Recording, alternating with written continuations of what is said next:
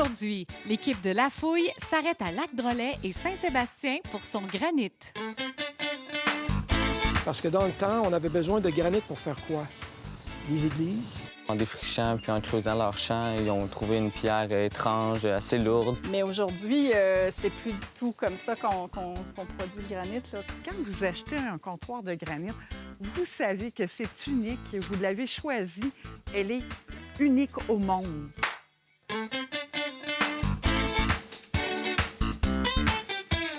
Dans la municipalité voisine de Lac-Drolet, il y a Saint-Sébastien. J'y ai rencontré Dominique Lacroix, dirigeante d'une grande entreprise familiale de granit. Bonjour Dominique. Bonjour. Merci d'avoir accepté l'invitation. On est à une entreprise qui s'appelle Granit à Lacroix, c'est ça? Oui, c'est ça. Qui existe depuis de nombreuses générations. Oui. Comment ça a commencé? Bien, ça a commencé en 1962. Dans le fond, l'entreprise a été fondée par mon grand-père Armand Lacroix et 4 de mes oncles. Ensuite, dans les années 70, mon père s'est joint à l'entreprise. Donc, il a joint l'actionnariat à ce moment-là. Et puis aujourd'hui, moi et mes 2 frères, on est propriétaires de l'entreprise. Alors, on prend la relève. On est rendu à la 3e génération. Qu'est-ce qui est intéressant chez vous, en fait, c'est que vous avez aussi des carrières, hein? Oui, oui. On a 14 carrières au Québec. OK, donc 14 carrières que du granit. Oui. Mais des couleurs différentes. C'est ça. Et qu'est-ce qu'il a, Dominique, notre granit ici au Québec, à Saint-Sébastien, de différent des autres?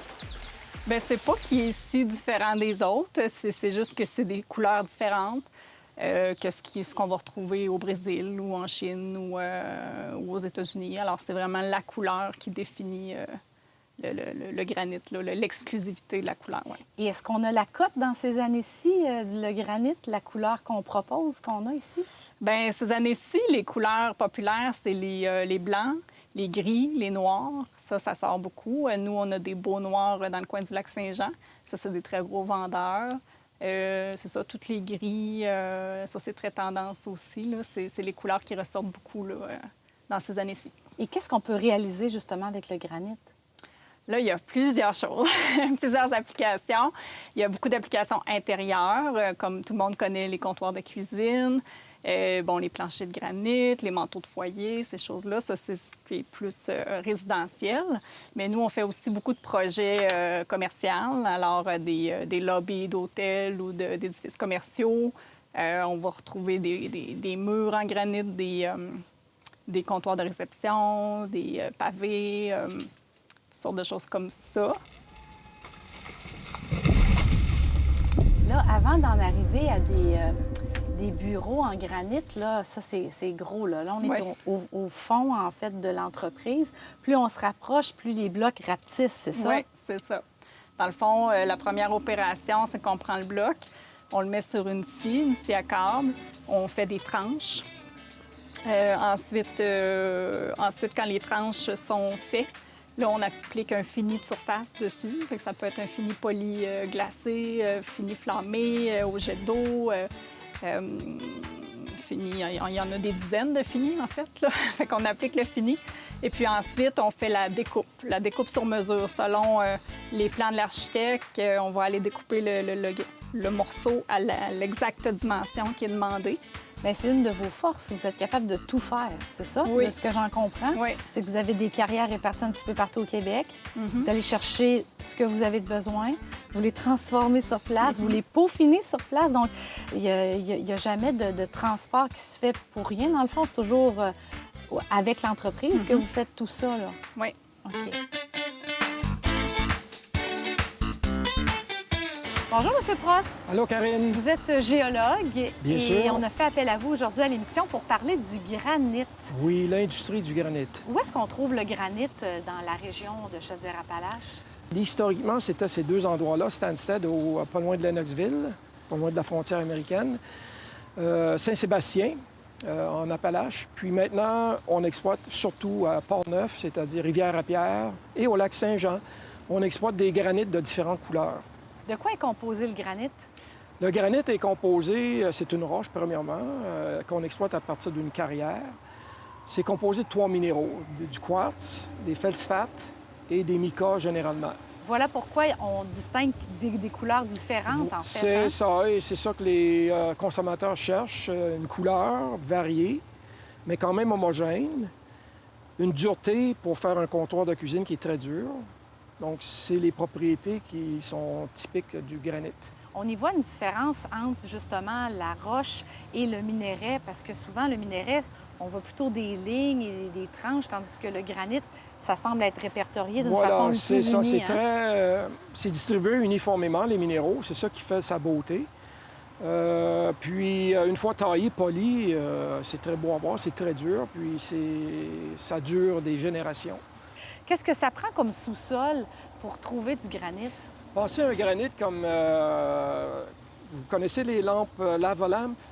Là où on chauffe la lampe, puis les bulles montent, les bulles de cire, là. Oui. Mais le granit, c'est ça. C'est un magma qui est de la lave en fusion, qui est plus léger que la roche en question, qui veut remonter en surface. Donc, cette boule de magma, une fois rendue en surface, elle le refroidit, bien sûr, c'est plus froid. Et on forme le granit ainsi. Si je parlais à votre grand-père, parce que c'est votre grand-père qui a créé ça avec ses oncles, qu'est-ce qu'il dirait aujourd'hui de vous voir comme ça, là, avec une entreprise? Je pense qu'il n'en reviendrait pas de voir comment ça a évolué. OK. Parce que lui, c'est un tailleur de pierre, mais vraiment manuel, là, avec son pic puis son marteau. Puis il était très, très talentueux, tout ça. Mais aujourd'hui, c'est plus du tout comme ça qu'on produit le granit, là. Dans le fond, c'est la machinerie, les contrôles numériques. C'est très, très... tout est axé sur la productivité, puis la précision, tout ça. Donc, je pense qu'il n'en reviendrait pas de voir tout ce qu'on peut sortir en une semaine avec les équipements qu'on a, là. C'est les techniques de production qui ont vraiment évolué depuis son temps à lui. Ça veut dire que les futures générations pourraient encore travailler ici, là. Oui, bien sûr. Bien, merci beaucoup pour ces quelques minutes, Dominique Ça fait Lacroix. plaisir. Pour en savoir plus sur ce joyau de la région, visitez lacroixgranit.com. Le granit, il y a plusieurs techniques d'extraction. C'est souvent avec des fils diamantés. On fait des trous de forage, on insère le fil diamanté et on fait tourner le fil diamanté qui fait tailler le granit en bloc. On a aussi des jets d'eau sous haute pression, des foreuses à jets d'eau sous haute pression qui vont forer avec de l'eau sous pression des blocs. On ne peut pas utiliser la dynamite. C'est mieux de ne pas utiliser la dynamite parce qu'on va briser la roche. Oui, c'est dommageable pour la roche en tant que telle. C'est ça. Quelle est la valeur du granit si on a une échelle de comparatif? Ça varie énormément. Les granites, quand on dit granit, c'est granit G-R-A-N-I-T. C'est un terme générique. Granit G-R-A-N-I-T-E, c'est le terme scientifique. C'est uniquement quartz, phosphate et mica. Il est pâle. Mais on a des granites noirs qui ne sont pas réellement des granites. C'est des magmas qui montent, mais pas composés de quartz, phosphate et mica. On les appelle tous des granites. Les granitiers appellent ça des granites sans E, G-R-A-N-I-T. On a des granites noirs, des granites verts, des granites bruns.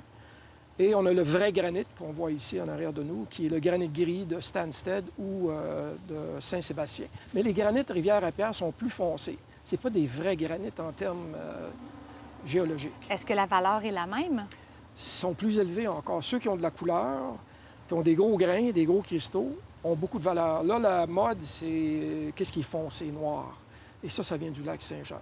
En passant, je devrais vous dire, c'est très important de le dire, que l'histoire des mines commence avec les carrières au Québec. Parce que dans le temps, on avait besoin de granit pour faire quoi? Les églises, les fondations des ponts. Si vous allez à Québec, remarquez les fondations du pont de Québec. C'est des granites, des gros blocs de granit qui viennent de Portneuf, qui ont été transportés là. Donc, notre industrie du granit, ainsi que minérale au Québec, commence avec les carrières de granit. Et on peut dire que, dû aux églises, il y avait un besoin pour ce granit-là. Ça a tout commencé là. Au fil du temps, l'industrie du granit a connu ses années de gloire et ses revers. Un matériau noble qui a traversé l'histoire des artisans qui l'ont façonné et ceux qui s'y attardent encore aujourd'hui. J'en ai discuté avec Jacob Gagnon, guide coordonnateur au Musée du granit. Bel endroit pour découvrir le granit. Où est-ce qu'on est exactement? Ici, on se trouve à la Maison du Granit, plus précisément, dans le fond, sur le mont Saint-Sébastien. Puis, dans le fond, c'est une ancienne carrière ici qui est en exploitation il y a longtemps. C'est maintenant rendu un musée sur le granit. La Maison du Granit existe depuis 1989, c'est ça? Exactement. Oui, elle a été inaugurée en 1989. Mais l'histoire du granit est beaucoup plus vieille que 1989. Ah oui, l'histoire du granit a commencé, dans le fond, dans les années 1850, quand que les colons sont arrivés par ici, puisqu'il y avait des gros problèmes économiques au Québec. Puis, il manquait d'espace sur la vallée du Saint-Laurent pour héberger tous les colons. Donc, ils ont décidé de venir exploiter des cantons encore vierges, les cantons de Gayhurst, Elmer et Wotton. Dans le fond, le gouvernement a vendu aux colons ces terres à bas prix pour qu'ils puissent venir s'établir. Puis c'est là qu'ils ont trouvé cette magnifique pierre, le granit. OK, donc c'est en fouillant, en s'établissant finalement qu'ils ont fait « Hey, il y a quelque chose de dur ici, il y a quelque chose à faire avec ça. » Oui, exactement. En creusant, dans le fond, en défrichant, puis en creusant leur champ, ils ont trouvé une pierre étrange, assez lourde, résistante, puis ils ont décidé d'en faire plusieurs choses utiles au lieu d'être seulement des pierres. Donc, le fait d'être durable, ça a perduré dans le temps. On a utilisé le granit jusqu'à encore aujourd'hui, on utilise le granit. Oui, oui. Maintenant, c'est rendu résidentiel même. Des comptoirs de cuisine en granit, des vanités de salle de bain, des comptoirs d'accueil. Plusieurs choses maintenant sont possibles avec le granit. Merci beaucoup, Jacob. Merci à vous. Pour garder le musée au goût du jour, on a confié sa direction à Stéphanie Vigé, une passionnée du granit. Bonjour Stéphanie. Bonjour, Karine. Vous êtes directrice ici au Musée du Granit, c'est ça? Oui, c'est bien ça, depuis 7 années. Comment est arrivé le granit dans votre vie? En fait, il y a 4 ans et demi, j'ai été à la recherche d'emploi et je suis allée porter mon CV à une industrie ici dans la région qui est Summum Granit. Et j'ai commencé comme acheteur de granit. Donc, j'ai appris à acheter toutes les pierres qui autour du monde avec le marbre et le quartz. Wow! Quand on achète du granit, on achète un bloc de granit. Donc, il est numéroté. Et donc, quand on l'achète d'Italie ou ailleurs au Canada ou au Québec, le bloc est numéroté. Et chacune des tranches va porter aussi le numéro du bloc avec le numéro de tranche. Donc, votre comptoir, lorsqu'il est manufacturé, coupé, désigné, et vous avez choisi vos pièces dans votre comptoir de granit, bien, on va savoir exactement, si vous en revenez 10 ans plus tard, vous dites qu'il y avait quelque chose avec votre comptoir, on est capable de dire, bon, bien, c'était cette tranche-là, ce lot-là, puis ça venait de telle carrière, puis on l'a acheté chez tel fournisseur. Wow. Puis c'est unique, hein? Chaque tranche est unique. Quand on extrait un bloc d'une carrière, puis qu'on le coupe un peu comme une tranche de pain, on peut voir que le design de la pierre va changer à chaque tranche. Donc, quand vous achetez un comptoir de granit, vous savez que c'est unique, vous l'avez choisi, elle est unique au monde. Bien, je pense qu'ils ont trouvé une bonne personne passionnée, en tout cas, du granit. C'est Oui. vraiment intéressant. Bien, merci beaucoup. Pour découvrir la beauté naturelle du site, visiter cet endroit ou en savoir plus, consultez le site maisondugranit.ca. En se baladant à Saint-Sébastien, on voit combien les habitants ont confiance en la résistance et la durabilité du granit. Plusieurs maisons et bâtiments arborent ce revêtement. Comme vous avez pu le voir, bien des choses peuvent se retrouver sous nos pieds. Les sous-sols de Chaudière-Appalaches sont bien remplis. Suffit de garder l'œil ouvert.